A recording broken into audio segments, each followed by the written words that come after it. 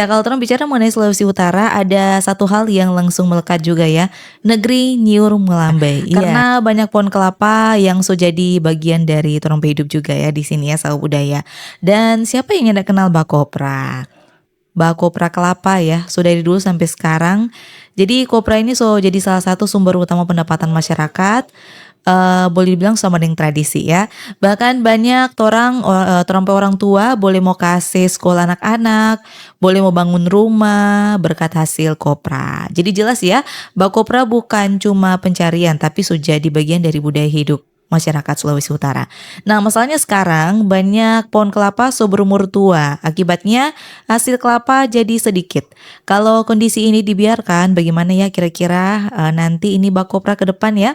Maka muncullah satu solusi yaitu peremajaan.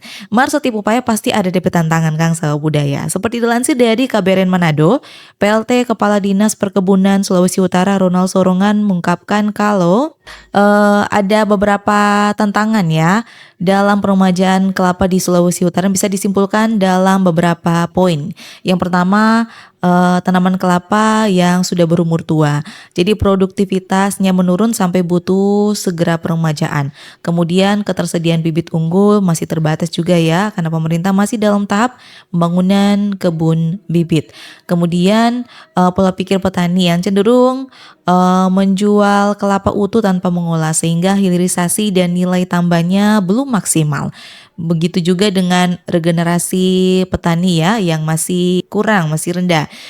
Mayoritas petani dan pemanjat kelapa ini sudah berusia lanjut ya, sementara anak muda masih enggan ini mau bakobong. Dan kebijakan ekspor kelapa utuh mulai dibatasi untuk menjaga pasokan lokal.